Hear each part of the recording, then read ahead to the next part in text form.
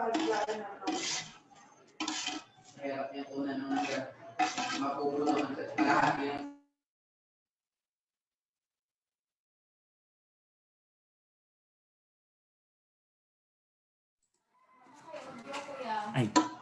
hello. Good afternoon.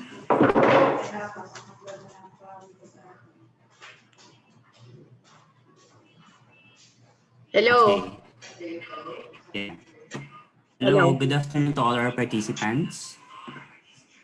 So I am Archie Tulin and I have with me Gabby. Hello, good afternoon.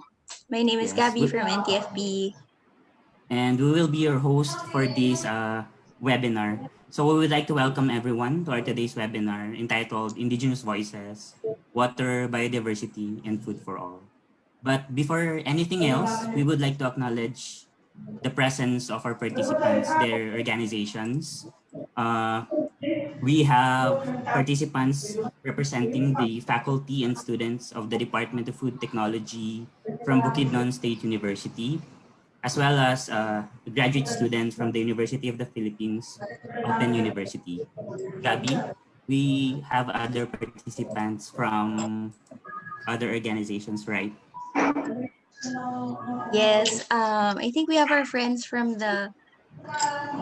Custom Made Craft Center and Lindungawan Showroom and Cafe.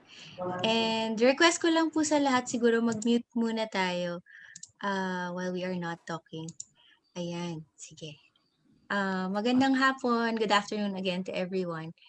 And we will call on Miss Olivia Melendres of NTFP-EP Philippines to formally welcome everyone to this webinar. Good afternoon, everyone.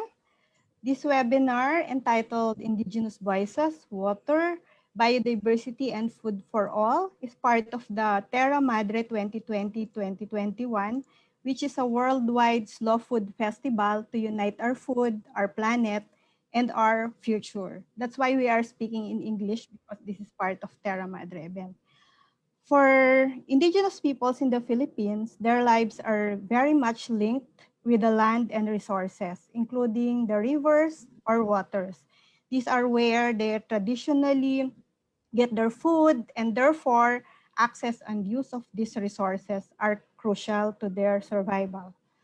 This conference will be an exchange of IP experiences on the importance of rivers and their traditional management systems and the present challenges and ways forward.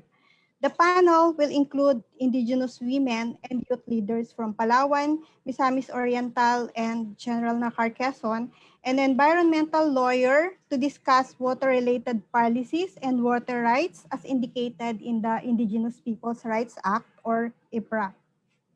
So the objectives of our webinar today is first, listen to indigenous voices on the importance of rivers to communities and the different challenges they face, such as construction of dams, pollution, and introduction of extractive industries. Second, recognize the role of indigenous communities in ensuring water security through the sharing of community practices in water management. And third, sharing of water-related policies, water rights, and identify recommendations on water security. With this, we would like to formally welcome our participants, and thank you very much. I hope you learned from this webinar. Okay. Thank you, Miss Olive, for the introduction. And before we start off with our webinar, we will be showing a brief video presentation showcasing the rich culture of indigenous Higaunon community in Misamis Oriental. This 2-minute video presentation was actually produced by Philippine youth from Mati, Manibay, Sibulig, Langguyod, Higaunon tribal, or collectively known as Mama Sila, coming from Claveria and Hingoog in Misamis Oriental. Let's watch it.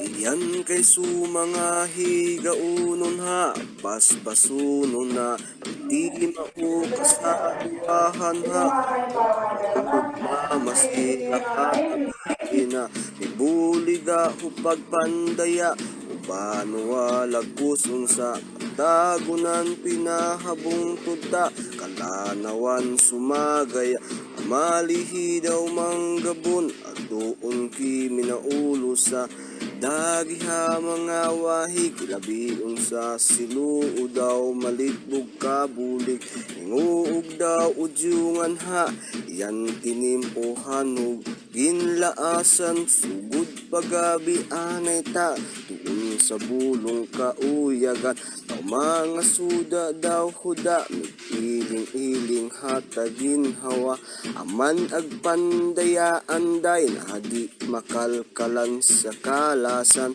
di madumitan sa wahig na naagiho pagpatuman ka, mga panuos daw maahapa ho mga kaliwatan, ang mga higauno na.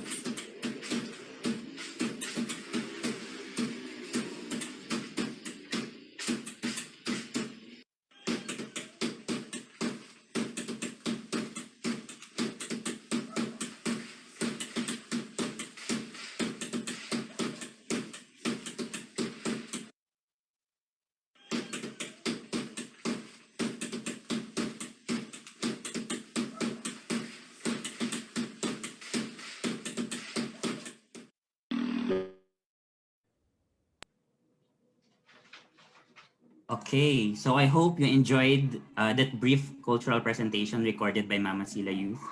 So now let's welcome again Miss Olivia Melendres to give us the context for our today's webinar, as well as introduce our panel representing IP leaders from Sierra Madre, Palawan, and Misamis Oriental in Mindanao. Miss Olive. Hi again. I will introduce the three Indigenous peoples participants in this afternoon's webinar. First, have Griti Maloay. He is a Higaunon youth from Mati Ibay Sibuleg ng Buyod or Mamasila Higaunon Tribal Community. As a Higaunon youth, actively takes part as volunteer staff of their Indigenous peoples organization. Mamasila is a federation of four Higaunon communities in Matis and Manibay within the municipality of Claveria, Sibuleg, and Buyod in the city of Higaunon, province of Misamis Oriental. These communities occupy geographical locations that lie adjacent to each other within the Mount Sumagay complex, which serves as watershed of the river, an important tributary of the Tabaron River Basin. So let us welcome Greg Maloay. The second speaker is an indigenous farmer, Nosita Siang. She is a mother of 10 who also finds time to patrol her community home as a forest ranger.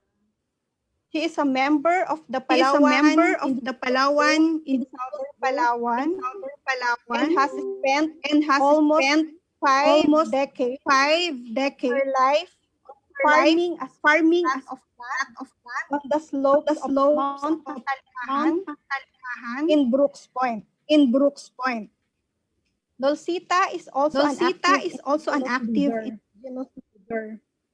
She currently serves as the treasurer of the mga Kalibunan at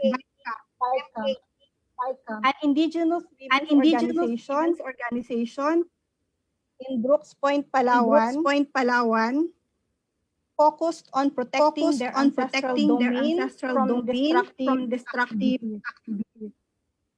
So let us welcome Nosita Siang. And third, and the last IP speaker is Conchita Conchada Calzado.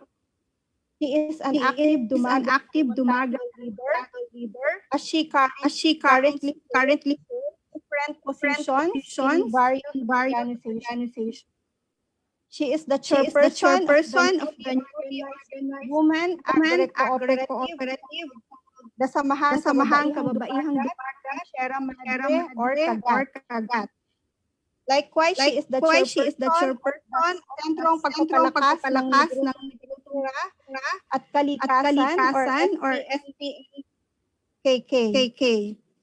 She also served the government sector from April 2011 to June 2013. He was the commissioner of the National Commission on Indigenous Peoples, representing regions the rest of Luzon. Her other organizations, the local NGOs, Tribal Center and the IPO sa Gibin. We are also proud that one of our board member, the NTFP-EP member. So let us welcome the three IP representatives first for this afternoon session.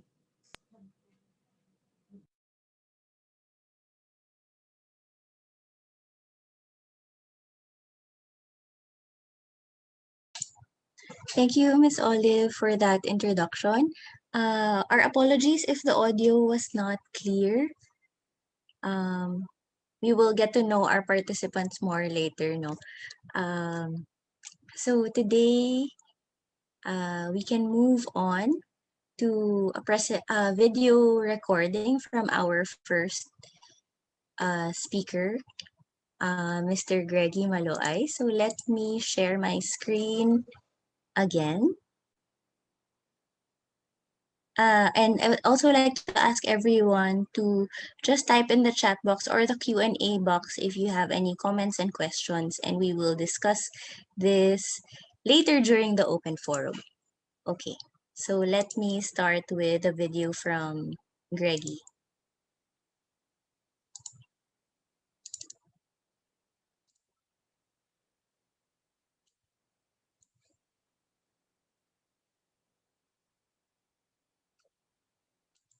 Noong hindi pa dumating ang mga dayuhan dito sa Pilipinas, ang mga katutubong Higaunon ay may sarili ng pamamaraan sa pamamahala ng kagubatan at kalikasan at sangkatauhan. Nakabatay sa kalikasan ang kultura at tradisyon naming mga Higaunon dahil nandun ang aming simbahan, butika, merkado, at iba pang mga pangangailangan. Ngunit sa pagdating ng mga dayuhan dito sa Pilipinas, hindi nila naintindihan ang kultura naming mga Higaunon at nila ito na mali at gawa sa masama.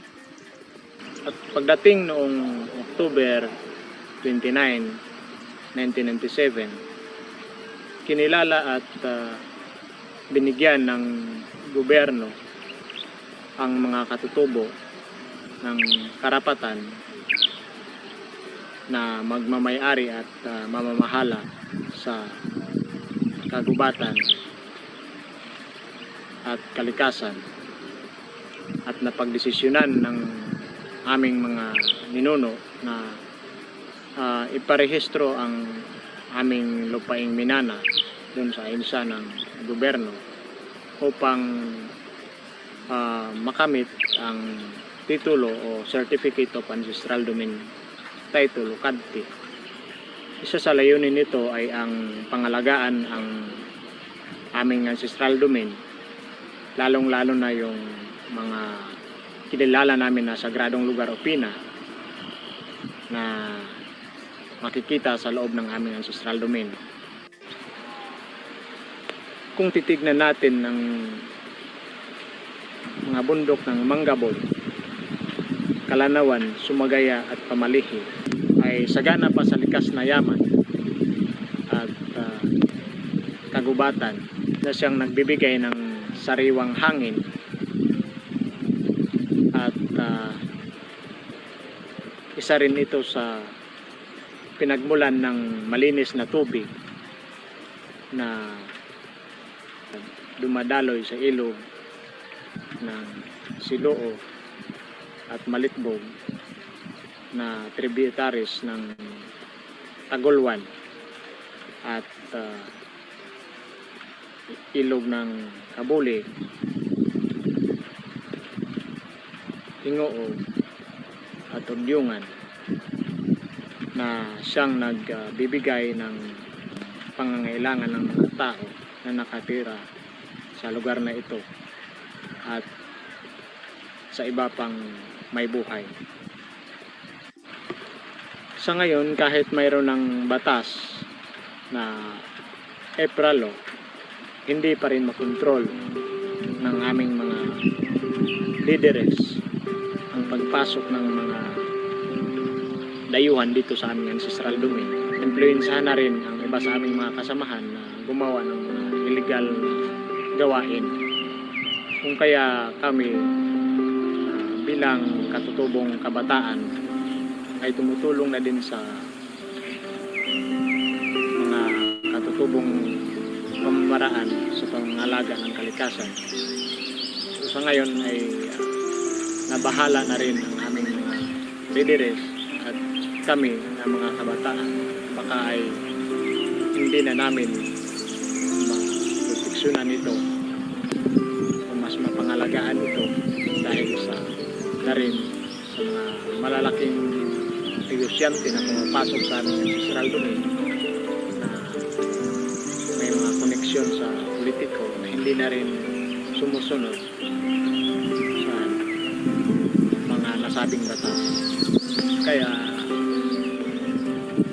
napagdesisyonan ng aming mga leaders na nakakatanda sa amin na ito ay iparehistro dun sa ICC Global Registry. Kung kaya sana ay suportahan niyo ito, lalong-lalo na sa ahensya ng gobyerno,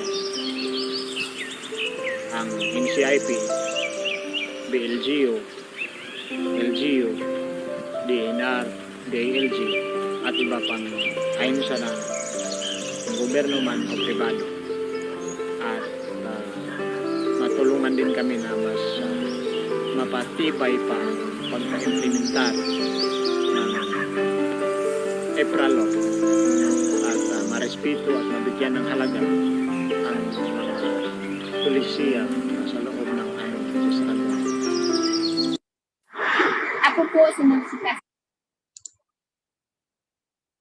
Ayan. Thank you very much, Greggy, for that sharing. And we're very happy to see that the indigenous youth of Mamasila are actively participating in conserving of your ancestral domain. So I guess we'll move on to our next speaker, Miss Nosita Siang. Miss Olive introduced her earlier, but we also have a video recording of her, but you'll be able to ask her and Greggy questions later. I hope everyone hears the background music, the audio and background music clearly. Sige, we'll move to Miss Nosita. Siang nakatira sa barangay Argumos, Brooklyn, Palawan, isang katutubong Palawan. At isa din pong leader ng kababaihan. Ito po ang aming ilog. Dito po kami kumukuha ng aming inumin. Dito rin po kami naglalaba. At dito rin po kami nagpapainom ng aming mga hayop tulad ng baka, kalabaw. Dito rin po kami kumukuha ng aming pangdilig ng mga seedlings, gulayan. Taon-taon po meron kaming ginagawang ritual tulad ng luklot, tabad, para po pang-alay sa kalikasan. Taon-taon din po nagtatanim kami ng mga puno sa tabing ilog para mas lalo pa po namin mapangalagaan ang kalikasan. Mahalaga po sa amin ang kalikasan dahil dito po nakasalalay ang aming buhay. Tulad po ng halamang gamot, dito rin po kami kumukuha sa kagubatan. at iba pa. Ang gubat ay aming palengke. Ang ilog ay aming buhay. At hindi lang din po kami nakikinabang sa ilog na ito. Pag panahon po ng tag-init, ito rin po nag-iigib ang aming mga kapatid na Muslim, kapatid na mga Pinolen. Kaya mas lalo pa po naming pangalagaan at sana mula sa aming mga anak at kaapu-apuhan, ito ay maiwan namin ng masaganang gubat at masaganang tubig.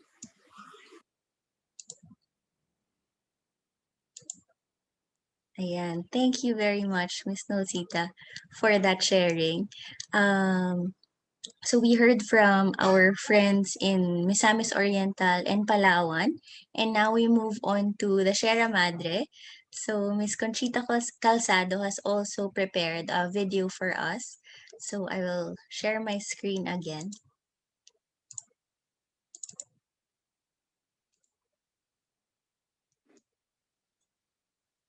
Magandang araw, ako si Conchita Calzado, katutubong Dumagat remontado dito sa Quezon at Rizal. Namumuno sa kababaihang Dumagat dito sa limang kanti area ng Rizal at Quezon, kasama ang Bulacan.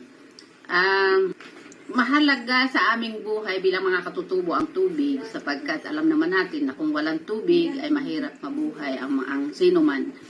Lalo na sa aming mga katutubo, ito ay napakahalaga sapagkat maraming bagay, marami kaming mga gustong, ang kultura namin ay nakabatay sa mayamang tubig na kung saan ay ito'y pinagkukuhaan din ng kabuhayan. Yung simpleng pang araw-araw na pang-ulam ay dyan namin kinukuha at ayaw namin siya na magagamitan ng pampatay ng mga isda, halimbawa ng mga ano pa mga kailangan namin diyan sa tubig. Hindi kami marunong gumamit ng mga kuryente. Sa halip ay ang gamit namin lamang ay mga bislay, antipara. Para nakikita namin at napipili ang mga kailangan kunin lamang na mga isda kung gaano siya kalaki at hindi namin kinukuha yung mga itlog pa para siya ay mas lalong dumami. Ang pamamaraan namin kung paano namin gustong manatili ang tubig sa aming mga lugar, ayaw sana namin putulin ang mga nasa tabing ilog na mga puno habang ang ibang tao naman ay sinasamantala na makuha ang tubig o ang mga puno sa aming mga lugar. Kaya hindi namin din control ang pangangalaga sa katubigan, bagamat may sarili kaming pamamaraan kung paano ito pangalagaan na magiging sustainable at hindi siya magiging kontaminado ang paggamit ng aming mga kabat ng susunod na saling lahi.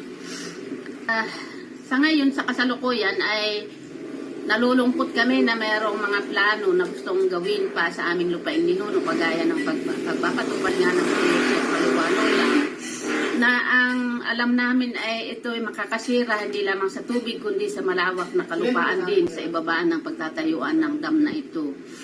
Patuloy kaming nananawagan na sana ay suportahan kami sa aming agenda na hindi ito maituloy, sa halip ay makahanap ng ibang alternatibo para matugunan ang kakulangan ng tubig na sinasabing kakulangan ng tubig sa Kamaynilaan. Nais naming panatilihin ayon sa aming Ancestral Domain Development Plan ang pangangalaga ng tubig na ito, hindi lang ang kaliwa dam, kundi pati ang kanan at iba pang mga dam na itatayo sa loob ng aming lupaing ninuno, sapagkat ang aming lupang ninuno ay siyang mahalagang pamana sa susunod naming saling lahi. Diyan nakadepende ang aming kinabukasan at ng susunod na henerasyon. Kaya ayaw namin na ito ay ituloy ang proyekto na ito sapagkat alam naman namin na meron pang ibang pwedeng pagkunan at pagkuhaan ng tubig na isusuporta sa Kamaynilaan. Yun lamang at maraming salamat.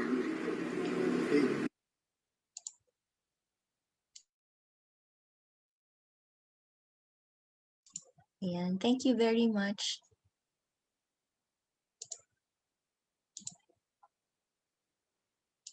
Ayan. Sige. So we heard already from voices from Misamis Oriental and from Palawan and here in Sierra Madre in the areas of Rizal and Quezon. So thank you, Nay Conching. Sige. So for our next segment, we'd like to show another video that we co-produced with Nay Conching's organization, the Kababaihang Dumagat ng Sierra Madre.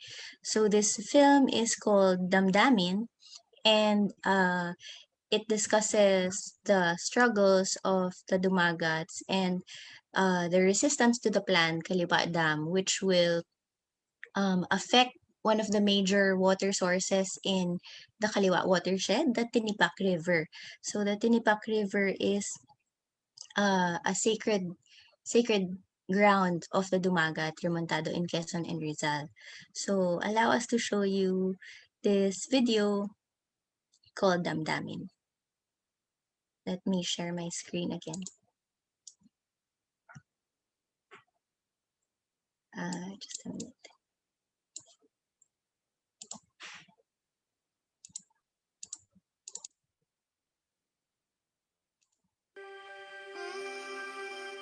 Kung nasan ako ngayon, ito yung tinatawag namin na pintuan ng batuhan. Ito ang aming barangay ay Daraitan, Tanay, Rizal. At ang ilog na to na nakikita nyo, ay ito yung ilulubog ng project ng Kaliwa Dam.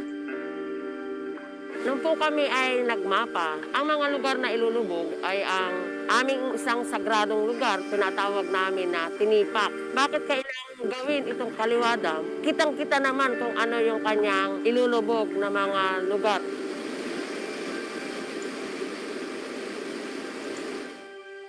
Tagal na kami nakikibaka din sa Kaliwa. 2019, halos sinisimulaan na kahit ang mga dokumento na kailangan, hindi pa totally planchado yung lahat ng kailangan pero patuloy na nilang ginagawa. Pumunta rin kami doon sa DNR para magpasa ng isang petition at doon namin nalaman na hindi kasali ang bayan ng Tanay sa gaganapin nilang public hearing. Samantalang ang itatayong dam ay nasa loob ng ancestral domain naming mga katutubo ng Tanay. Walang nagtanong sa amin ano ang klase ng ilog namin pag siya'y lumalaki. Wala pang dam. Ang tubig na to na napakababa, umaakyat yan hanggang dyan sa may kalsada namin. Lalo't may kalamidad. Pangalawa namin na Senate hearing at mismo NCIP nagsasabi na walang FPIC ang access road. Pero hindi nila napatigil. Dapat NCIP mismo ang nag-utos, itigil niyan. Sakop ito ng ancestral domain ng Dumagat. Ang NCIP na ahensya na dapat gumagabay at nagpapaliwanag sa amin ang aming karapatan hinggil doon sa ancestral land. Ano na yung aming kakalagyan, ang aming saling lahi, mismong yung aming sarili ay kinuha na nila. Higit sa lahat, siya din ay isa naming pinagkukunan para pag-aralin namin ang aming mga anak na siyang mawawala sa amin. Sa aking mga kamag-anak, kapwa kadumagat ko, ipaglaban pa rin natin sa tamang proseso, walang dahas. Yung ating karapatan, hindi namin basta inaayawan to. Pero tingnan kung ang bawat Pilipino ay maaapektuhan sa project na iniisip ng ating pamahalaan. Yung pondo na gagamitin sa Kaliwa Dam ay dapat gamitin na lang sa pagpapaunlad ng ating kalikasan. Patuloy na pagtatanim ng mga punong kahoy. Hindi natin kakailanganin na magtayo pa ng muli ng mga dams. Ang mga punong kahoy at ang kalikasan na mayabong ang siya rin nagsusupply ng mas maraming tubig. Ako po bilang babae, hindi pa ako natatakot magsalita ng kung ano yung aking nararamdaman at karapatan ko bilang ako'y dito nakatira. Patuloy namin na pangalagaan, protektahan ang aming ancestral domain. Dito naman talaga kami nabubuhay ng malaya. Kaya ang sa akin lang na panawagan sa aking mga kamag-anak ay mahalin, pagyamanin kung ano ang aming hinirang sa aming mga ninuno para ibalik muli ito sa aming salin lahi ng buo, malinis at hindi sira-sira. Pagdating ng panahon, maipagmamalaki din nila tayo. Ito ang pinangalagaan ng aming mga ninuno.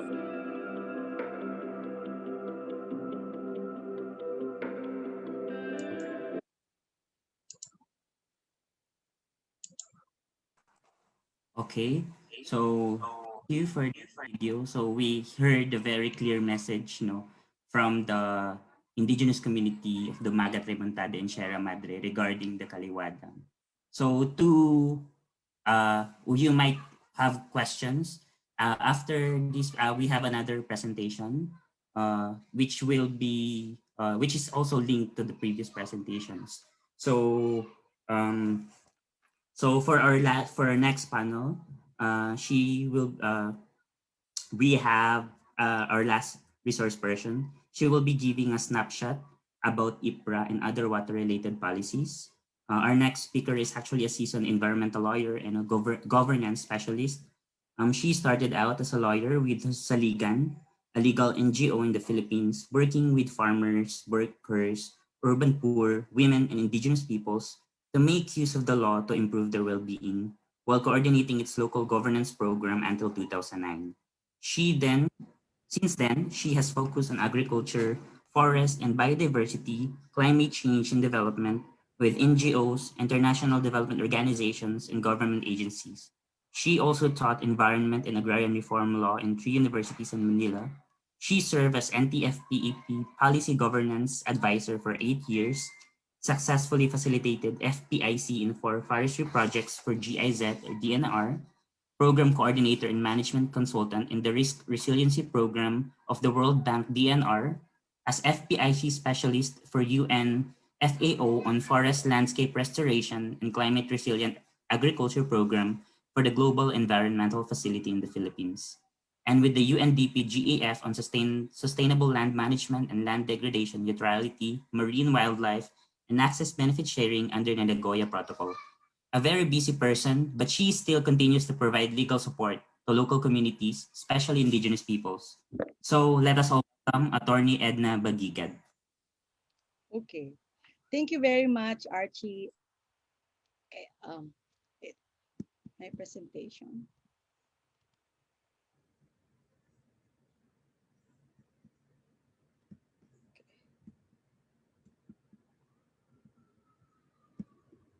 Okay. Okay. So is this the updated one, Gabi? No. Okay. So is this the updated one, Gabi? No.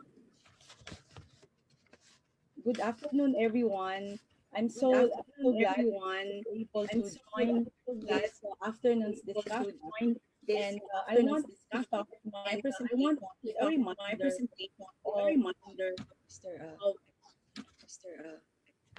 Reminder of what are the Reminder of existing what are the rights, a existing bundle of rights rights, given by bundle of rights international given law, by Indigenous Peoples' Rights International Law Act, and Indigenous Peoples' and Rights how it Act, relates to and water how it biodiversity, relates to water as well biodiversity, as let's unpack as what are let's some of the unpack barriers and what are challenges some of the of barriers and Indigenous people challenges of towards Indigenous attaining people food towards security, attaining sustainable security, development, and ancestral sustainable domain. development, So and if you ancestral can see in your slide, in the screen, this is a famous picture of ancestral waters, as well as of a tourist destination in the Philippines, Coron. And here we see that the landscape or the environment is actually intertwined together, just like what indigenous people perceive it, no? So you have water, you have forests, and all are in harmony towards each other. And later we will see how governance is actually treating them in terms of utilization, conservation, and development. So there are four bundles of rights given by the Indigenous Peoples' Rights Act. So first, you have the rights to ancestral domains or yung lupaing ninuno. So it's very important that within the overarching framework of our constitution, it actually directed the government to come up with a national law recognizing the rights of indigenous people to their ancestral domain. So we have a 1997 law, and it says that these are protected. So four bundle of rights. Okay. So when we talk about rights to ancestral domain, this is actually anchored on the indigenous concept of ownership. And what is this indigenous concept of ownership? I've discussed this kanina, like earlier, that it's actually treating everything together as interrelated. But as a non-IP, I couldn't really understand fully what the experiences are, because they see this relationship in what relationship of all these natural factors and experience it themselves. So I can only provide some perspective of these kinds of kind of relationship and situate them in the context of our national law. Okay. So indigenous concept of ownership is the view that ancestral domain and all resources around it, including water, seeds, what else? Wildlife, plants, non-timber forest products, okay, serve as the material basis of the cultural integrity of an indigenous people's community. Okay, and it speaks of the highest form of protection by giving them ownership rights and management rights, as well as giving them a primacy of customary law. Here in the next chunk, you would see the chunk of a bundle of rights is the rights to self-governance and empowerment, sariling pamamahala at kapangyarihan, which is very important as we move along towards development because of the competing priorities of different actors, primarily of the government, local government, national government, as well as CSO groups. And you can see that from the video of the Kaliwa Dam. Okay. So in this particular chunk of rights, it's one of the things that we should remember is that it actually speaks about right to regulate entry of migrants, right to develop based on their own perceived sense of development. Cultural appropriateness is also there. Okay. So in a nutshell, that's rights to self-governance. And you have a bundle of rights on social justice and human rights, which is actually important in the aspect of pushing for food security, sustainable traditional resource rights, right to really have nutrition, as well as in this crisis, in this pandemic. Okay. It also speaks about another set of rights that are important is the one on cultural integrity. Here you can see that the law as well as the constitution recognizes cultural diversity of different indigenous peoples group as well as their right to protect it. Here, several important provision here is the right of community intellectual property rights, the rights to develop their NTFPs, plant genetic resources, if they want to develop also their certain resources for medicine and how they will practice other farming practices as well. Another thing here is the right to the indigenous knowledge systems practices. This is a contentious point because when you talk about our laws, it talks about formal practices that are scientifically proven by experts that are schooled formally. But when you talk about IKSP, it's a different system altogether. Some of them are not documented. Some of them are documented, but orally, they are not in papers, etc. Okay. So these are important in terms of the topic we have today, which is water and biodiversity security.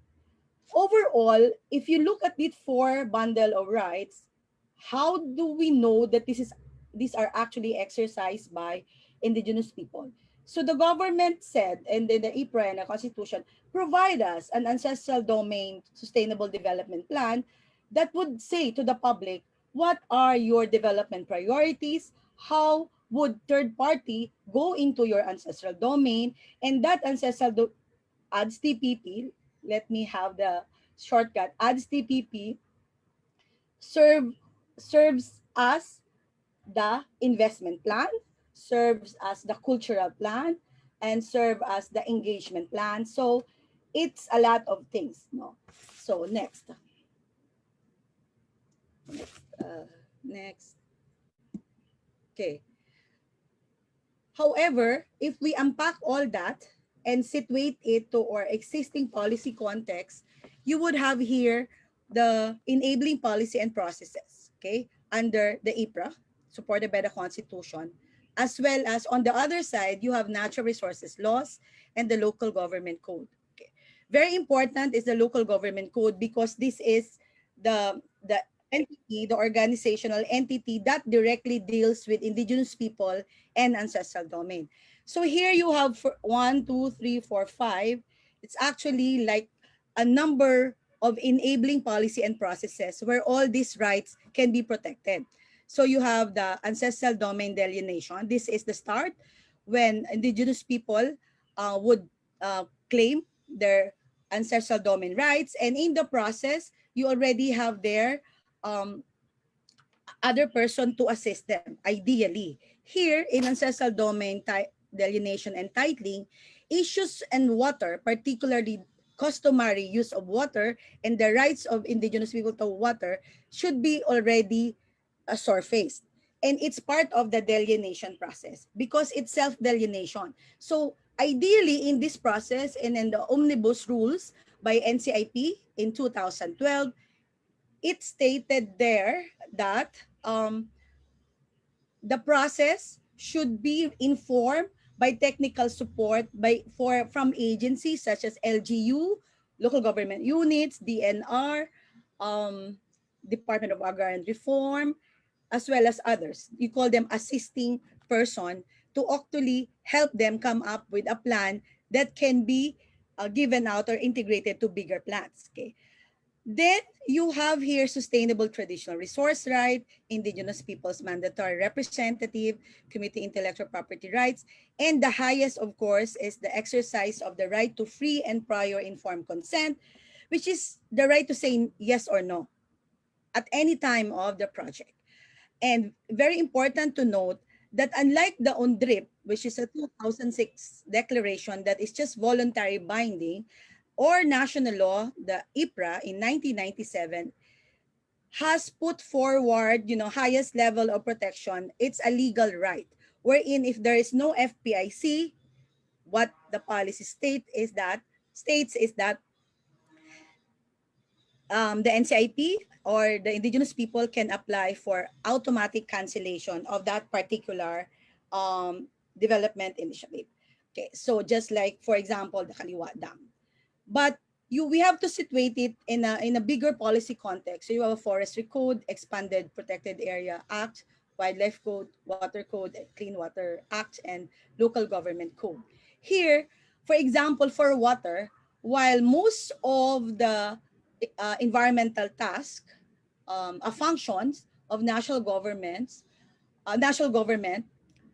these functions were actually devolved in the 1991 local government code, but water, there was no devolution for water. Okay. So now we have those issues of many layers of governance. You have a national government who, based on the Constitution and the water code, still exercises the utilization, supervision, etc. at the highest level. But you have also graded out water responsibilities by several sectoral agencies, as well as you have the local water districts, etc. Okay. So you see here that there is actually a different treatment of water as a resource altogether. So that's the first issue in terms of a barrier. Okay, next. So here is the water governance. Next. Okay. So these are some principles in ancestral domain planning that I wanted to emphasize because as a key community plan that also serves as an investment plan, this is, I think, the best venue to put forward some of the priorities and protection for water, biodiversity, and other natural resources. Next. Here, next. Oh, so, okay, there were two slides. The two slides were about the different water governance. Okay, so let me go through it. Okay, so here, can I share screen, Gab?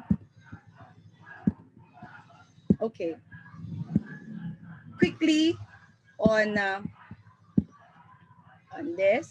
Okay, so here, as I've said earlier, is that water issue and governance um, is treated differently from the concept of indigenous concept of ownership.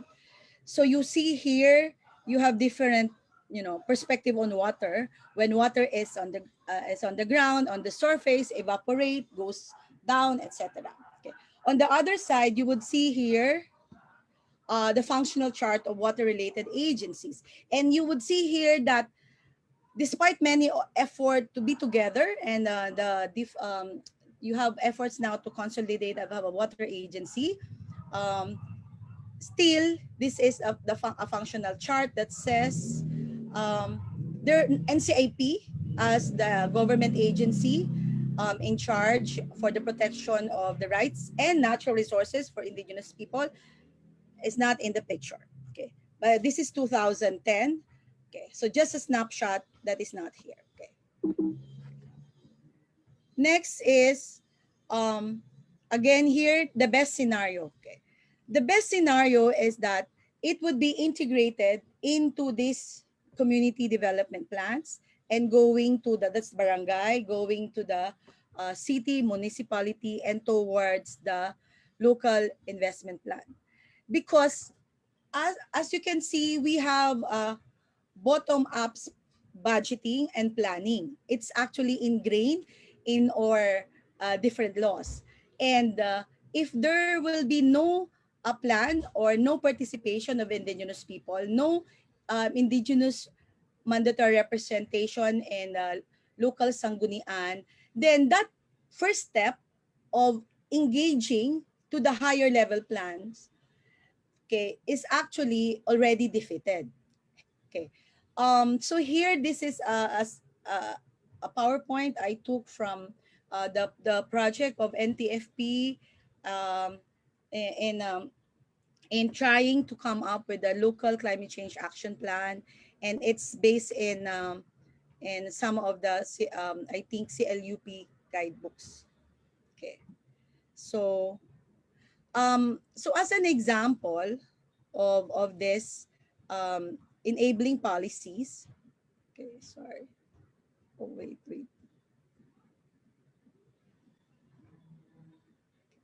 So let's go down for the, okay. So promising enabling conditions.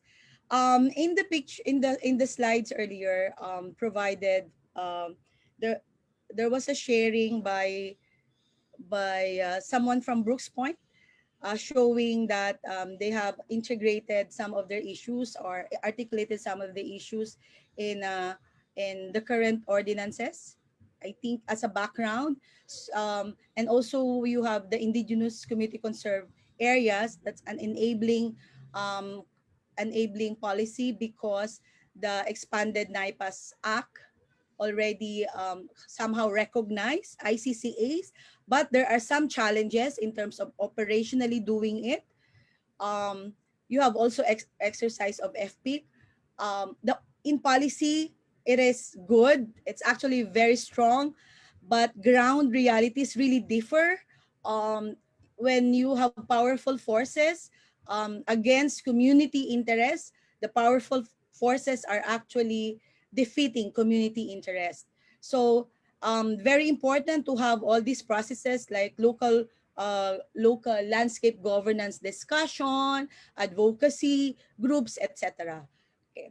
And as a last slide, I wanted to show, okay, going back to some of the promising pathways wherein we can protect this is through this land use planning. Uh, there has been many issues that ancestral domain plans are not incorporated in bigger plans like forest land use plans, CLUP plans. There were efforts in 2014 to come up with that guidance. But I was trying to check before this talk, is there already like a proof of concept that indeed the these rights and these plans are actually integrated. So you have here an ongoing process in Davao wherein they're trying to actually do it based on the guidance. And some of their thoughts, perspective on the issue is that there are three factors that help in the integration of ADS-TPP. Is that one is highly organized indigenous peoples organization. It also means that there's very clear traditional governance lines in terms of indigenous political structure. So, one governance, one AD, and you have, of course, strong partnership of the indigenous people towards the local government units and as well as sector representative, which is present in some. I see that in Bukidnon, Misamis Oriental, and Palawan, but not in Nakar. And of course, you have a very good infrastructure in terms of GIS. And I also noted that in ICCA, there's ancestral domain planning, using of 3D maps. It's very good, but it's, we need all support for IPs to really do more GIS-based maps to be able to fully integrate. Okay. And then challenges also noted is that some of this indigenous knowledge systems and practices are not actually documented. It's also very hard to document that because of issues on community intellectual property rights. But that is also a path that is very important to look into. So with that, I hope in a very quick and snapshot, I provided some guidance and perspective of the topic. Thank you very much.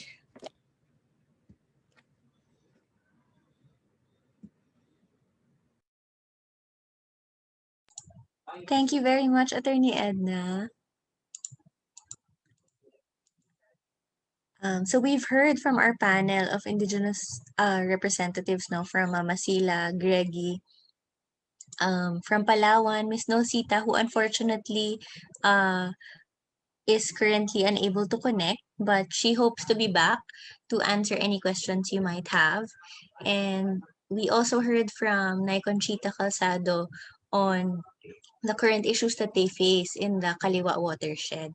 And thank you, Attorney Edna, for providing a brief snapshot of the legal framework that we have, the laws that where we can situate the issues that we currently face and the opportunities for indigenous communities in planning, in advocating for indigenous community conserved areas, and in putting forward and asserting the ancestral domain, sustainable development and protection plan.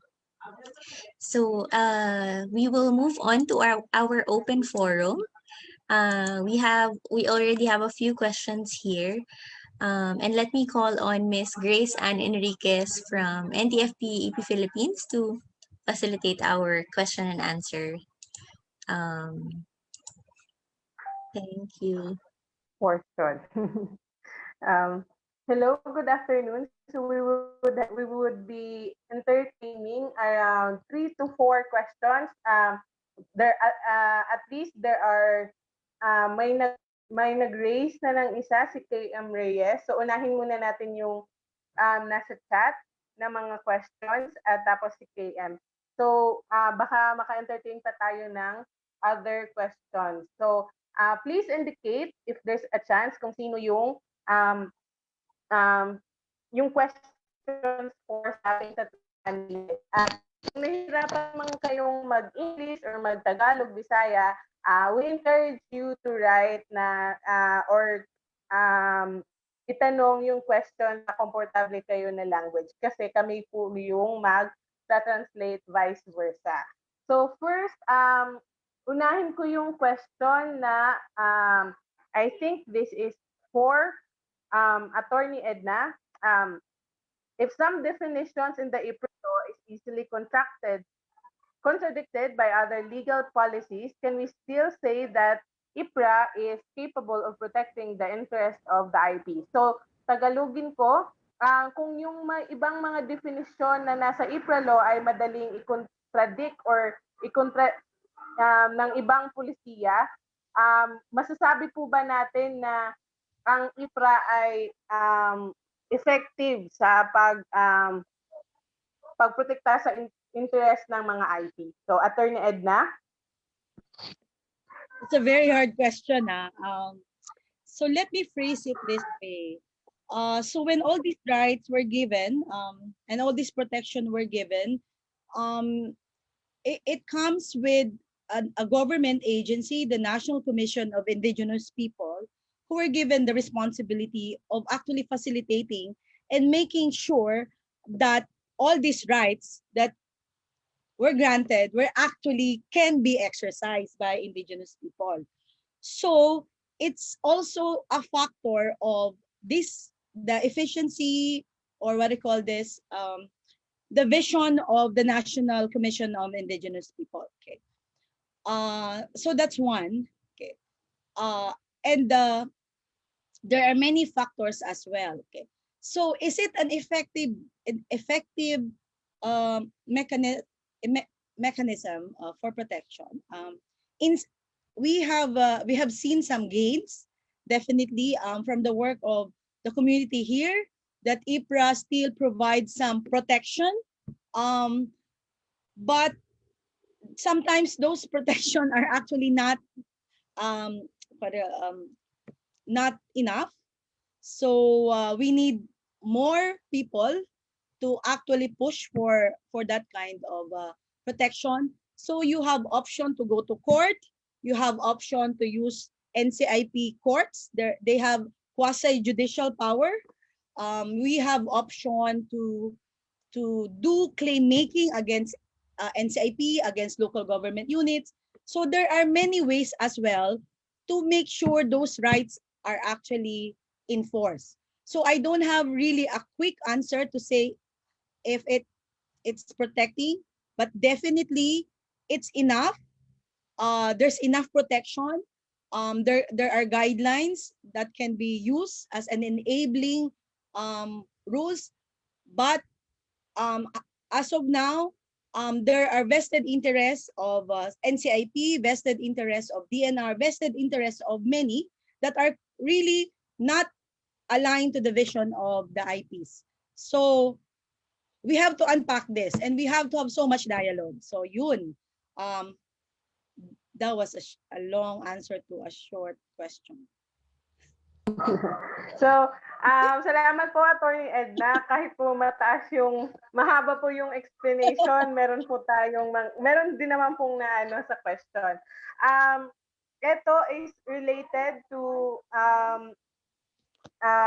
nung first question, medyo, so, yung tanong is nakabisaya pero tatagalugin ko po. Ano po yung gagawin if yung mga land na nasa CADT ay nabaligya or parang na-sell, or what would the IPs do if the land inside the CADTs are being sold? Okay. So yun po. For me, that's a question for me. Yes po. Okay. Yes po. Okay. First, let's unpack. Okay. So most of ancestral domains or CADTs are in forest land, but they can be also in A&D, alienable disposable lands. Okay. So the IPRA said, noong 1997, so pwede ka magpatitulo na buo. Okay. Pero may option ka English. So there's an option for those ancestral the parts na A&D, which can be for private ownership. You have the IP has that option to have that titled under or Public Land Act, etc. Okay. So now let's go now to the issue where obviously it seems like it's an ancestral domain na forest land ang classification. As a forest land, it cannot be sold, disposed in any way. What the Indigenous Peoples' Rights Act only gives is for ownership of indigenous people. Okay. Ownership, right? Hindi nila yan, they cannot hindi nila yan pwedeng ibaligya. They cannot dispose. Okay. Now for ancestral lands, that's a different system altogether. Okay. So for ancestral lands, some lands were already titled and then released. So it's a different. So cannot be. So what are the options, right? What are the remedies? Okay. So those are illegal titles. Therefore, as illegal titles, Who has the right to have it reverted? Usually DNR would file reversion cases because the rule, there will be no private titles in forest land. Okay. Second, for indigenous people, they also have the right to um, file cases on that under NTFP. Okay. So to protect their ancestral domain rights. Okay. But what is important in this aspect is that who are these people who are actually facilitating all this illegal ancestral domain um, chunk of land, right? Okay, so it starts with when a land is actually declared for tax declaration. And I see that in Rizal. Okay, so dapat it cannot be certified by the barangay. The barangay would do that, barangay officials would do that, NCAP would do that. Bawal yon. That's illegal. When it's certified as something and then it goes to the market, now that is not right. Okay, so yeah. Salamat po, Attorney Edna. In a nutshell, may binigay na mga options si Attorney Edna, no, regarding sa pag-file ng case sa tanggapan ng DNR to revert those titles kasi sa kanilang mandato yon, at tumugon din sa tanggapan ng NCIP para i-assist sa ganitong mga kaso. At importante, alamin kung sino yung mga taong nagfa-facilitate or nag-encourage sa ganitong mga bagay. So, tawagin ko si KM Reyes kasi una-una siyang nag-raise hand. I guess, i-unmute mo yung sarili mo at itanong mo yung question. At tapos ni KM Reyes, may question for Greggy.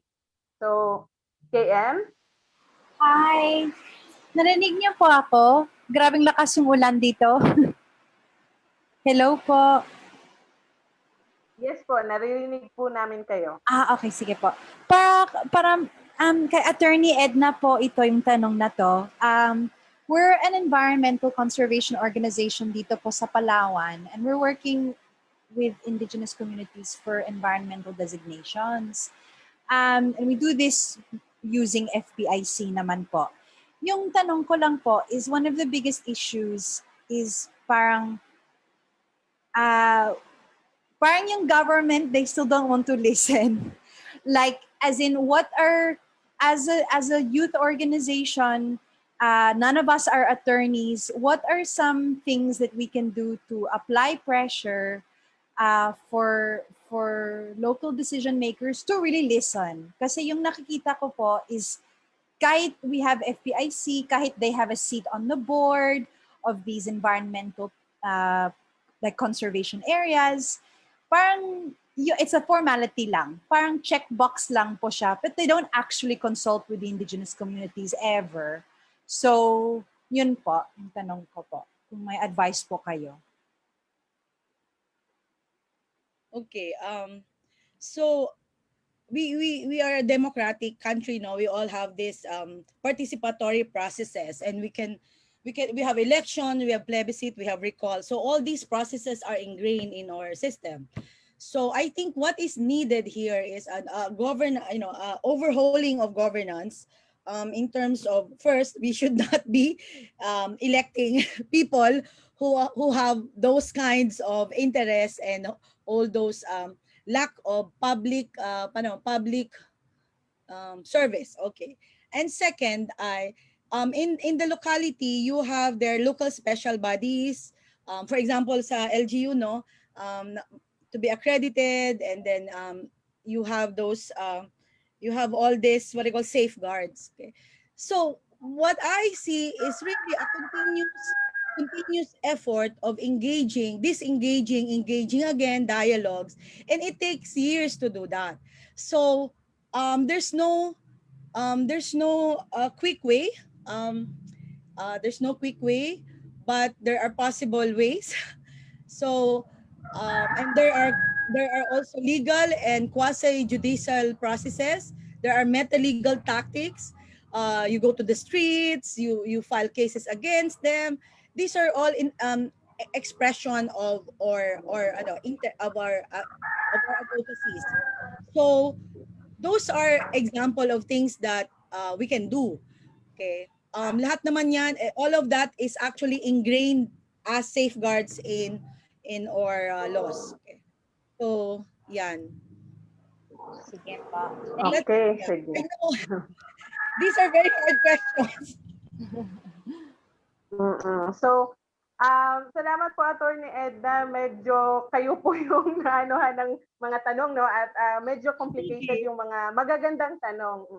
So, etong susunod, hindi pa nakabalik si Greggy. So, pagbalik niya, itanong natin yung question para sa kanya. Pero ito po ay combination po ng, pwede po itong sagutin ni Attorney Edna at ni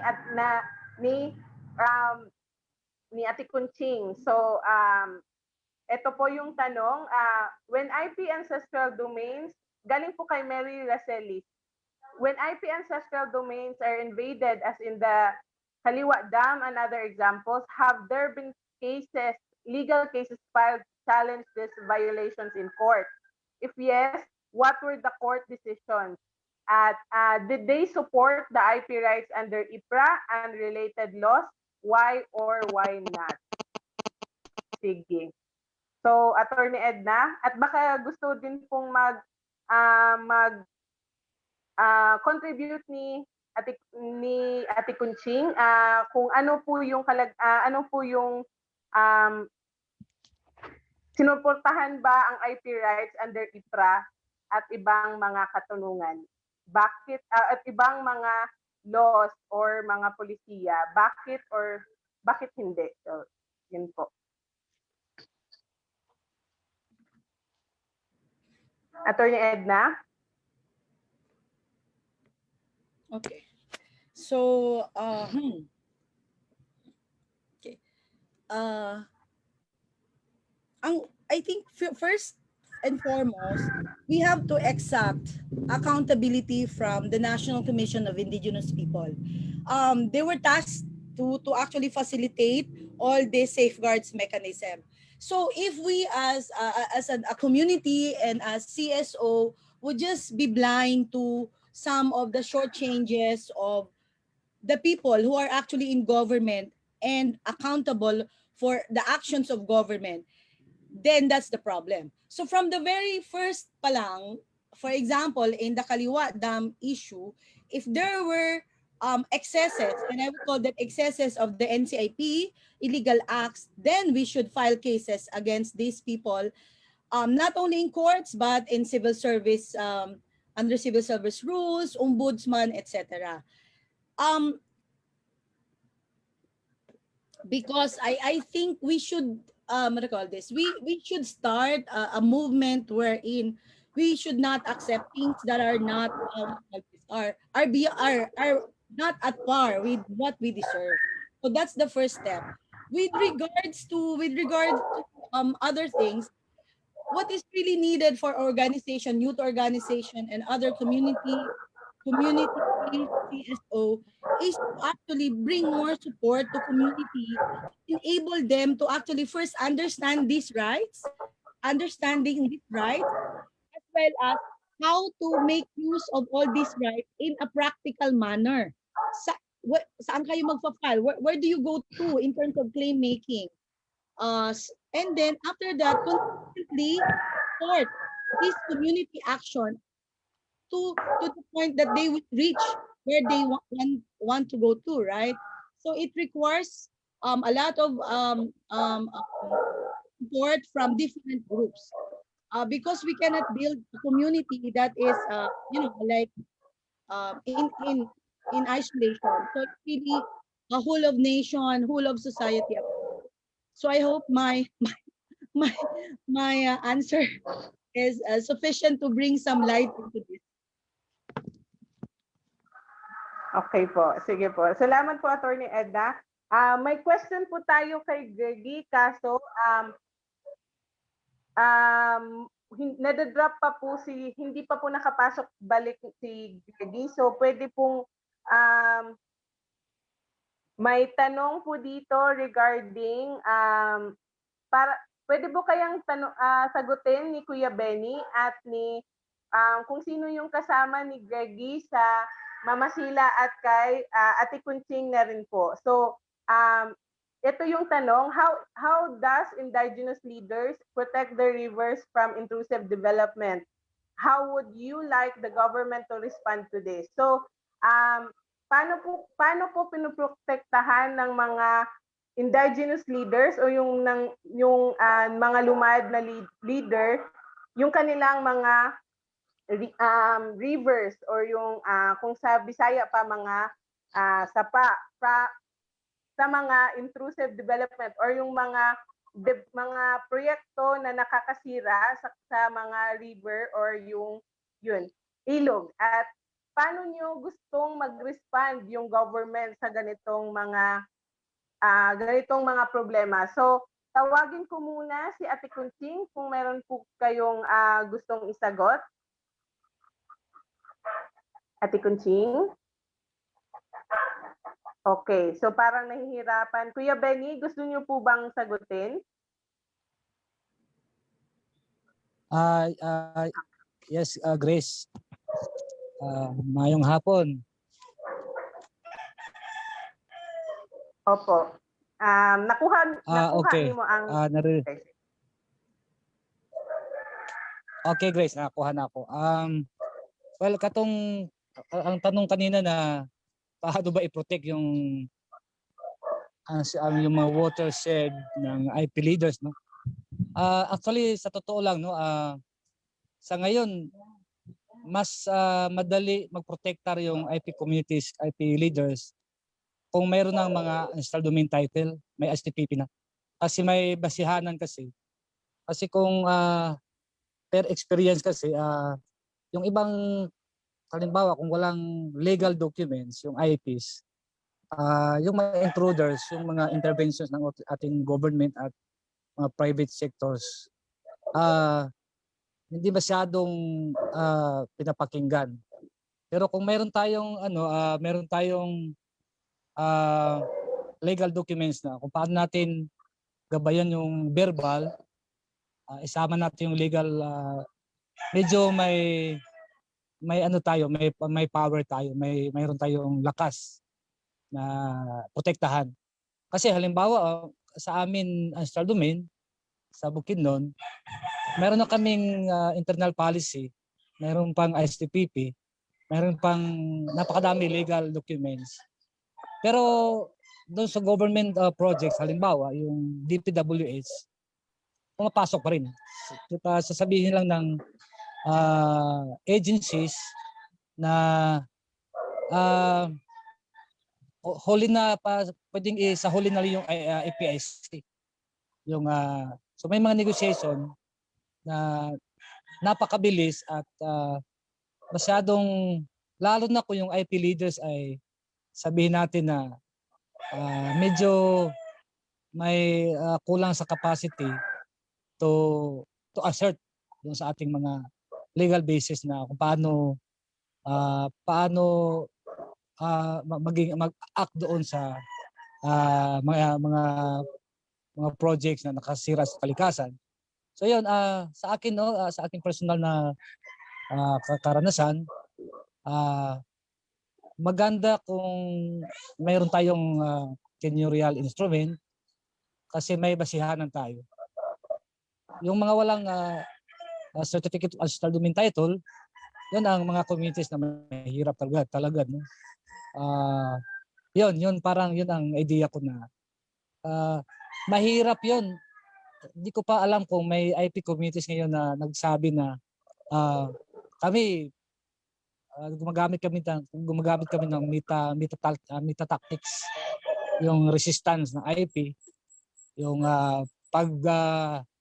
ano ba yun, yung pagbabag, no, sa mga projects na nakikita sa IP communities na nasira na yung ancestral domain. So yun parang yun ang nakikita ko na mayroon talagang kulang pa, no. Kailangan pa rin i-capacitate yung mga IP leaders doon sa mga legal basis kung paano natin gampanan yung sinasabing empowerment na para hindi tayo basta-basta mapasok ng mga activities na nakasira sa ating kalikasan. Yun lang, Grace. Okay, sige. Salamat Kuya Benny. So Kuya Benny ay isang leader at ng isang community dito sa Mindanao at makikita nyo ang mamaya yung closing remarks ni Kuya Benny. So sa tanong, pwede nating tawagin si Ate Kunching kung may idadagdag sa kanina na tanong. Ate Kunching? Hello po. Hello. Magandang hapon.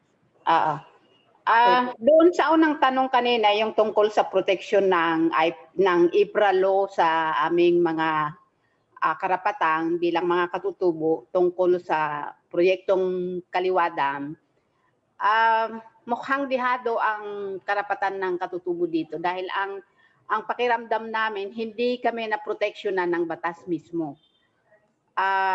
Pinatunayan ito nang magkamayroon ng Port Assembly na kahit wala siya sa EPIC guidelines, ay sa pilitang ginawa ang Port Assembly para sa proseso ng EPIC ay nagkaroon ng consensus decision ang sabi nila. Pero hindi kami naniniwala na ito ay consensus dahil kami ang halos kalahati ng dumalo sa Port Assembly ay nag-walk out at hindi pumapabor na mag-consensus na natanggapin ang proyekto. Medyo hindi namin ganoon naramdaman ang proteksyon ng IPRA sa amin sa kasalukuyan sa ngalan ng proyektong pinatutupad ngayon. Siguro, ang isa naming tinitingnan ay dahil doon sa kasabay din nung pagpapatupad ng proseso ng EPIC ay ipinatawag kami ng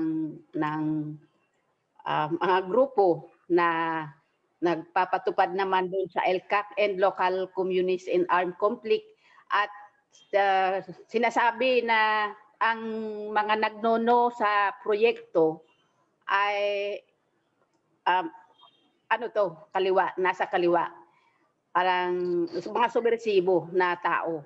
Kaya ang maraming leader namin ay hindi na rin nagsalita pagkatapos ng maraming patawag ng LCAC at yun yung nagbunga rin, kasabay rin yung, hindi ko matandaan yung Republic Act na inilabas din ng kasalukuyang administrasyon na yung to recover as one, na yung sabi ay hindi na kailangan ng mga permit sa mga priority project ng gobyerno dahil tayo ay nasa pandemya. Nagamit pa yung pandemya para pabilisin yung proseso ng EPIC na ang aming mga leader ay ang iba naniwala na.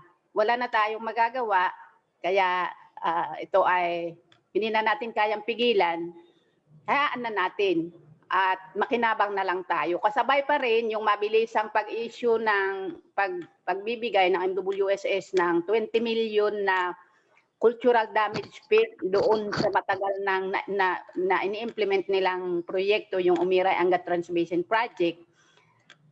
At yun ay nagamit para i-organize yung dapat sana sa third assembly sa proseso ng EPIC ay majority at consensus na yung masasabi na namin consensus ang lahat ng community. Isa lang yung nag-yes sa aming bayan na community. Sa out of 32 na community, isa lang yung nag-yes. At majority na sana yun. Kung customary ang pag-uusapan, customary na sana yun namin na majority na yung decision, kaya yun na yung mga ingibabaw. At tapos na sana yung usapan sa EPIC. Ngunit dahil nga doon sa pagpapatupad ng mga iba ng mga bagong pulisiya, nasapilit ang pinatawag ang Port Assembly na nagsasabing consensus. Ganoon pa man, maganda naman yung balita sa amin ng COA. Ang inilabas ng COA, pinatunayan niya na may mga mali sa proseso ng EPIC. Sana pumabor sa amin na mga no. Doon sa pangalawang tanong, sa protection sa water management, kung paano namin ito pangalagaan, alam na namin traditionally kung paano yan pangalagaan. At ayaw nga namin na masisira pa sana yan. Lalo pat sa lugar ng pagtatayuan ng Kaliwadam, andyan yung isa sa pinakasagradong lugar namin na sisirain at palulubugin. Maraming mga dapat gawin, mga aktibidades na sa loob ng FPIC process ay nilabag ng NCIP mismo. Halimbawa na dito ay yung mga eksperto na dapat meron kami, yung mga komunidad ay magre-rekomenda ng mga eksperto na magsasabi kung anong epekto ng proyektong ito, kagandahan o hindi kagandahan ng proyekto, ay masusuri ng isang eksperto, ay hindi ito tinanggap ng NCIP. Sa halip ay nalinlang ang aming mga kausap na eksperto na dapat sana ay kinilala nila. Hindi nila kinilala yun. At mismong NCIP pa, dito yan sa provincial office, pero malamang alam din ito hanggang sa region na dahil to ay priority project ng kasalukuyang administrasyon, ay sa pilitan na lang nilang gustong ipatupad. Kahit alam na alam ng NCIP na mayorya sa amin ay umaayaw sa proyekto. Dahil ito ay makakasira sa tubig, kahit nga ito ay nasa protected area pa naman, nasa sagradong lugar, at nilalabag nito yung aming mga lehitimong karapatan na sinasabi sa IPAL. Sa kalahatan, hindi namin naramdaman sa kabuang proseso ng PIC process ang pakinggan yung aming mga lehitimong karapatan bilang katutubo. Kaya yun yung isa naming minumungkahi ngayon, na bago pa man sana umusad, dahil ngayon ay umuusad ang negosasyon sa MOA para ma-issuehan na ang MWSS ng Certificate of Precondition ng NCIP, na sa kabila ng meron kaming ADS-DPP, ay hindi ito pinikilala ng NCIP. Sa halip ay gumagawa ng panibagong Community Royalty Development Plan para makakuha na di umano at nakipagsabuatan na ang aming mga ibang leader na bago magpermahan sa MOA ay tatanggap na naman ng milyones at gagastusin doon sa ginagawa nilang CRDP o Community Royalty Development Plan, at kahit na nga meron kaming ADS-DPP na hindi naman kinikilala ng NCIP. Hindi ito ikino-confirm ng NCIP. Opo. Sige po. At Ate Kunching, akala ko si Attorney Edna yung nag-answer kasi sobrang detailed yung tanong ni yung sagot ni Ate Kunching. So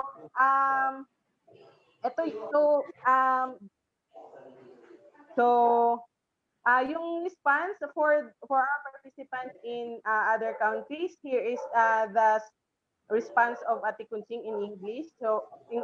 So regarding the Kaliwa Dam's inclusion to the protection for indigenous peoples' rights under the national law has not been felt. In addition, during the pandemic, there was a resolution that priority government projects no longer needs this permit.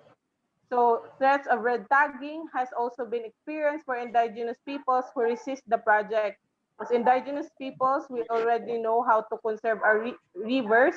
We have also consulted scientific experts and recommend their analysis to Provincial National Commission on Indigenous Peoples offices.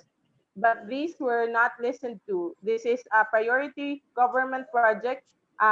This would be built in a sacred river and also a protected area. So that was the translation of Ate Kunching's statement or answer to the question. So thank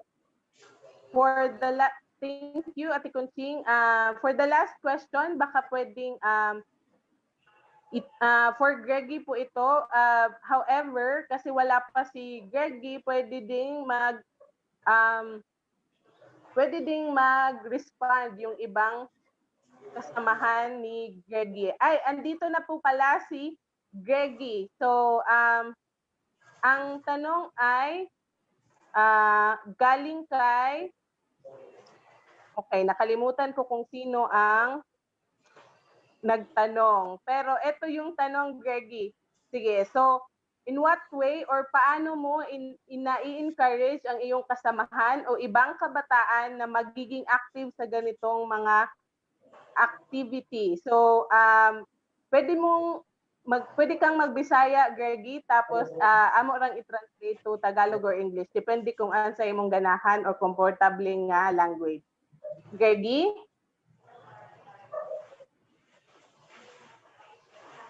Hello, Greggy. Andyan na. Okay, sige, baka pwedeng si Michelle Jane yung gustong magsagot sa katanungan. Hello? Hello? Okay. Baka po may ibang gustong magsagot. Okay, nawawala po talaga kasi medyo mahirap yung signal ng ating mga speaker. So, sige. So, wala po si Greggy at baka si Kuya Benny gusto niyang mag-answer sa tanong, paano yung mga kabataan nag-i-inspire sa bawat isa, ni-rephrase ko na lang po yung tanong, sa bawat isa para sa pagprotektar ng kanilang ancestral domain. So, Kuya Benny?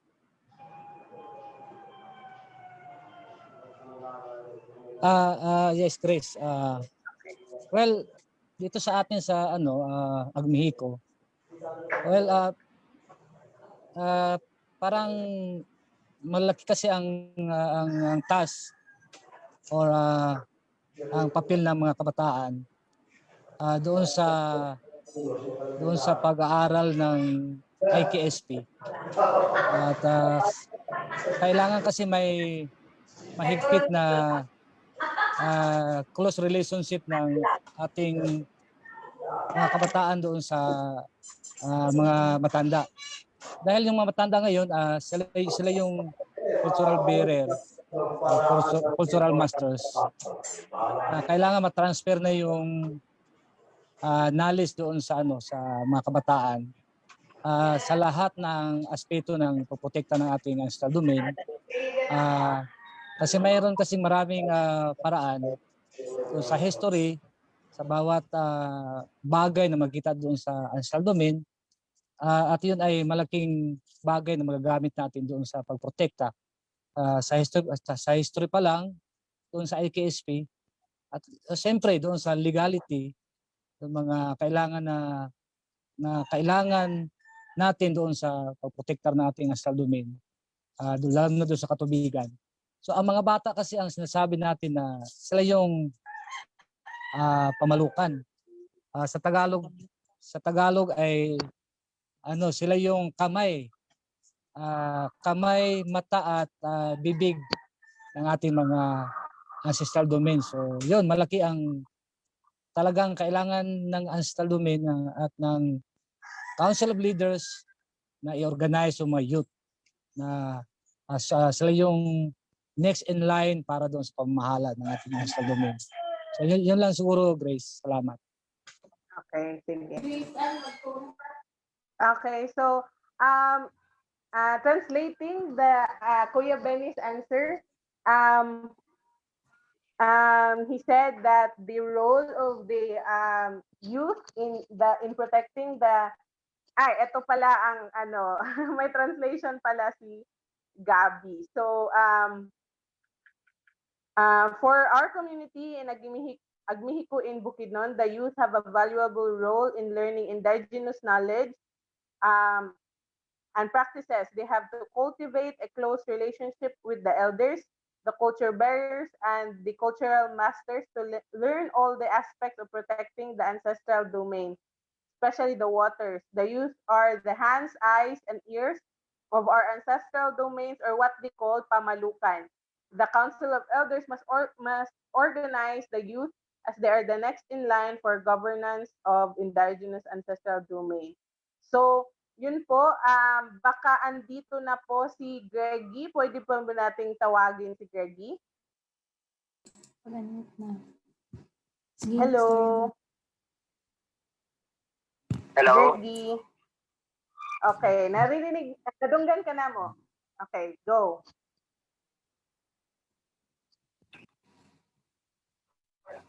Greggy? Ibalik na ko ang pangutana.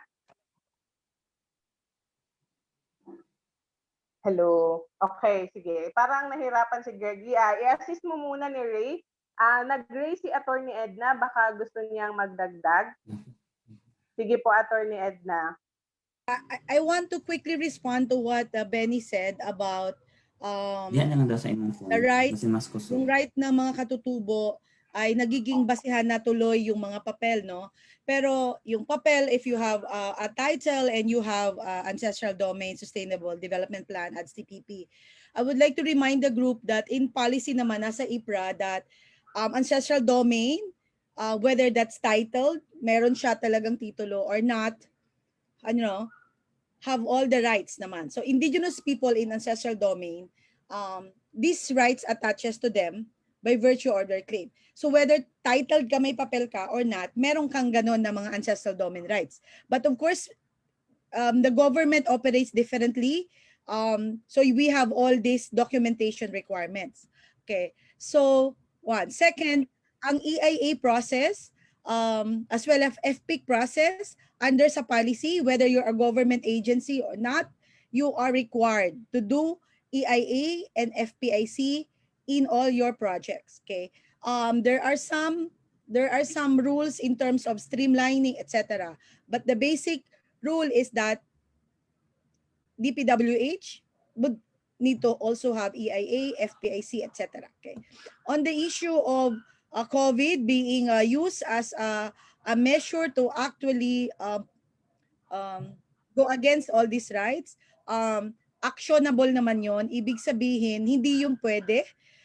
So when all this is over, kailangan natin ma-document what were those violations, particularly with regards to the exercise of FPIC, EIA.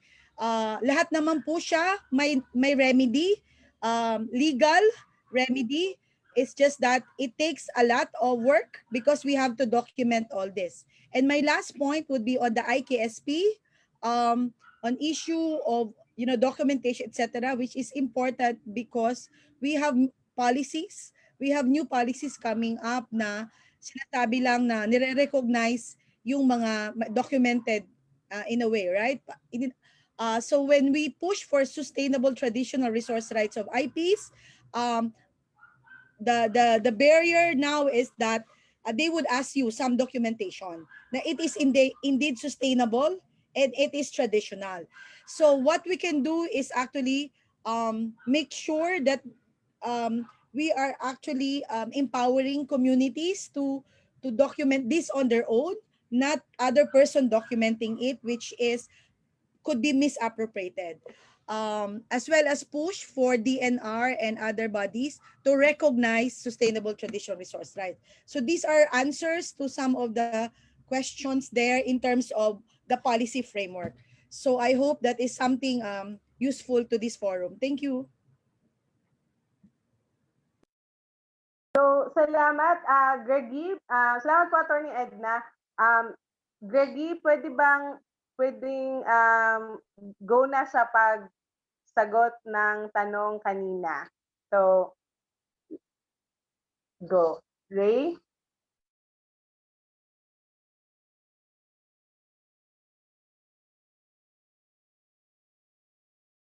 Hello? Okay, sige. Medyo nahihirapan po tayo, no? So, baka ito na as contingency plan, pwede po namin kayong yung mga katanungan po. Sige. Sige. Go, Greg. Kuan sa amo ang kaming mga kabataan nga ikaw nang sulod sa mamasila, dako kayo among role nga mutapal sa pagprotekta sa mga kita. Una ang pagdokumento sa mga sulod sa mga lugar. O ikaduha, ang role po na mga kabataan is usa kami nga mahimong tulay nga mo yung paabot ngadto sa mga ahensya sa gobyerno. Then sunod tungod kay ang pinaka-importante kaayo sa mga kultura ng mga higaunon. So, ako isip mga kabataan, akong encourage kanunay ang among kauban ng mga kabataan na mapadayon sa pagtabang sa pagprotekta sa mga kinayahan kay diha ang tinuod nga kultura ng mga higaunon. So tungod kay kung wala ang kinayahan, wala ang kalatangan, so siguro wala po tingali karon kami mga kabataan. So tungod nga na patilin ang mga kultura o tradisyon sa pagprotekta ini. So tungod kay ang sistema sa mga tribo kinayahan is balansi kapit ang iyang gitawag na kaubaling ng tribal system o pamahagi sa pagdumala sa so tungod kay balansi man kini so kini o makahatag o maayong panginabuhi dili lang sa mga tribo kundi sa mga uban pang mga tao nanimuyo dili. So kana tungod kay usapod kini ka importante nga kinahanglan protektahan kay tungod sa kini og makatabang sa pagpili sa maayong klima. So karon atong nabantayan nga kung kayo ang climate change. So importante o kinahanglan gid kayo nga protektahan o dili mataot ang kalasangan o ang kinayahan o ilapin sa katubigan kay kung wala'y tubig so wala gyud dili mabuhi ang tao. Okay. Siguro og salamat. Okay. Salamat. So salamat nag-iisip ko sa signal kung dili sa ako ang area karon. So kanang salamat. Okay. So,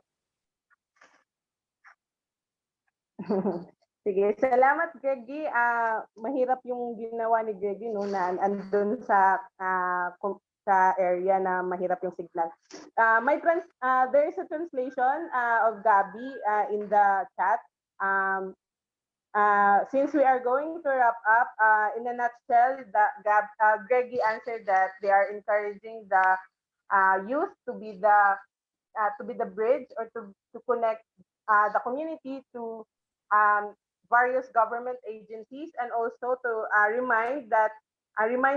reminding the youth that without and all the people that without the forest there is no water, and also with the threat of climate change, it is more important to conserve forests in the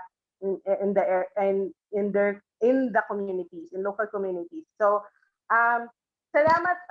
Thank you for all the questions.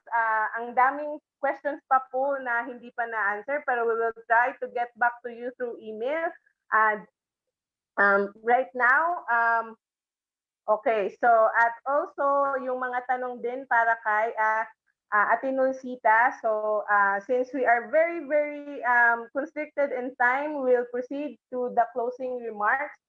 So we will. I'm introducing our the person who will be giving the closing remarks. Miss Dato Benny Kumatang. Dato Benny, or we dearly call him Kuya Benny, is a Higaunon and a leader in various conservation efforts and program, which is in Agnihico, which is a partner community of NTFP-EP Philippines. And that Benny Kumatang is also a board of trustee of NTFP-EP Philippines.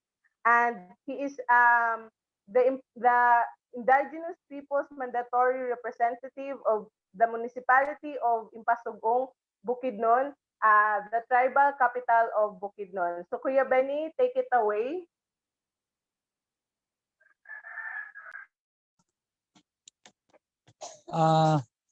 Thank you Grace, mayang hapon sa tanan, no? Salamat guys sa introduction. Magandang hapon sa lahat. Ako pala si Benny, no? Sabi ni Grace kanina, no, yung isa tayo sa municipal IPMR dito sa Pasugong. Napakalaking pagpapasalamat ko dito sa patuloy natin na pag-uusap amid sa ating problema ngayon na pandemic. At salamat din sa NTFP family, sa ating mga resource person kanina, no, kay Greggy, kay Nosita, Nanay Consing at kay Attorney Ed na, no. So sa tingin ko dito sa mga presentation kanina, no, kailangan yung ma-maintain yung connection, no, nung yung tatlong pagkikibaka doon sa protection ng ating ancestral domain. So sa nakikita ko, kailangan itong mayroong strong na materials. Halimbawa, yung connection sa partnership, lalo na doon sa ating sa tingin ko kasi yung ancestral domain ng ating mga katutubo ngayon, sa aming mga katutubo, hindi siya pwedeng walang partner na makipagtulungan sa lahat na gawain, no? Lalo na sa napakarami ng ngayon na interventions, at sa amin sa mga katutubo, napakahirap na, no? Napakahirap na. Mag-government man o private sectors at lahat na interventions, kailangan buo yung desisyon ng ating mga katutubo doon sa pagprotektar at pagpapatuloy sa pag-apply ng ating mga rights. So halimbawa doon sa sabi ni Greggy kanina, no, nung paano ba ito matuloy, no, yung ICC application nila dito sa mountain ng Mount Sumagaya sa Mamasila, at sa Palawan, no, sa halimbawa kay Nosita, sabi niya kanina, so magkatulad yung mga presentation. Lahat kasi naman na katutubo nakabase sa ating kagubatan, sa ating environment, sa ancestral domain. At kailangan din na may legality. At sabi ni Attorney Edna, kailangan din yung pag may legality, meron tayong protection. Kung meron tayong ancestral domain sustainable and protection plan, may formulation, mayroon tayong Council of Elders, Indigenous political structure, at mayroon pa tayong siyempre mga Republic Acts na kailangan pagtuunan para doon sa yung bang gusto natin na matupad yung mga rights natin, no? Lalo na sa water rights, no? At sa protection ng ating ancestral domain. Gusto ko lang tingnan din yung ito yung yung sabi ko kanina doon sa sagot na yung capacity namin sa mga EP leaders, kung paano ba ito magiging aktibo at magiging may capacity na doon sa pagtingin, pagtrabaho, pagkikiugnayan doon sa mga different sectors sa ating lipunan, no? At siyempre malaki din ang papel para sa future yung mga kabataan natin. Yung sabi ko parang gusto kong may abogado na IP, no? Pagdating ng panahon na pwedeng mag-explain at mamahala na doon sa ating mga ancestral domain, mga katutubong kaalaman, no? At siyempre sa ating patuloy na partnership sa NTFP at sa mga kasama nating mga katutubo, mga kasama kong katutubo, patuloy tayo sa pagkikipag-ugnayan sa bawat isa at patuloy nating itupad, ipangako sa ating mga kabataan ang patuloy na pagprotektar at pag-empower sa ating mga communities. At ngayon pa man, di ko alam kung sana ang NTFP at mga partners natin ng mga civil societies ay patuloy pa rin, parang nakikita ko na sana wala silang sawang tulungan tayo hanggang sa maabot natin yung totoong empowerment sa ating mga community.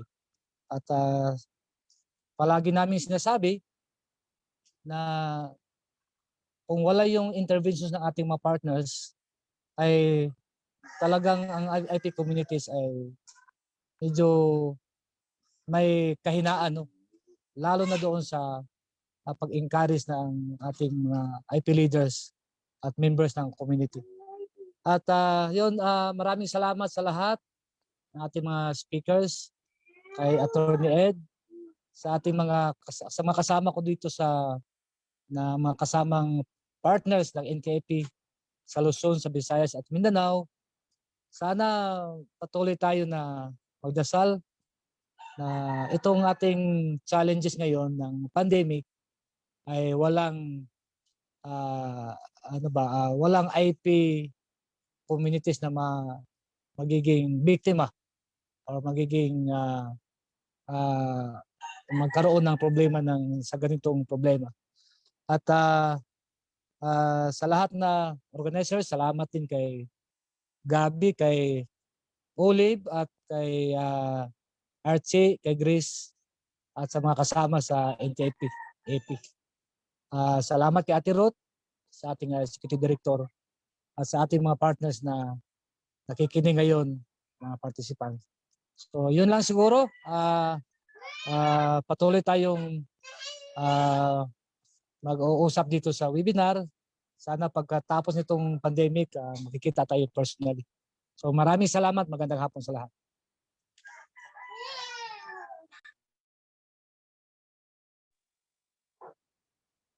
Okay, salamat Kuya Benny sa iyong thank you for your message. So in a nutshell, Kuya Benny is thankful for the continued conversation, and he is hoping that these conversations and cooperation between stakeholders, IT communities, and NGOs, and the government as well will be going to continue, and also to protect and conserve the water rights of indigenous communities. So that would be all. Thank you. Ipasa ko kay Gabi for the other announcements. Gabi. Maraming salamat po sa lahat. Kuya Benny, Nay Conching, Nay Nosita, Greggy, Grace, Attorney Edna, Archie, Miss Olive, Jonas, Miss Beng, Miss Ruth, lahat ng nanonood at lahat ng nagtanong at nakipag-usap at contribute sa ating discussion ngayong hapon. Everyone from outside the Philippines who listened in and joined the discussion, we thank you for joining us this afternoon. And we, as Kuya Benny said, we hope to continue the discussion further in our future online engagements. Maraming salamat sa lahat.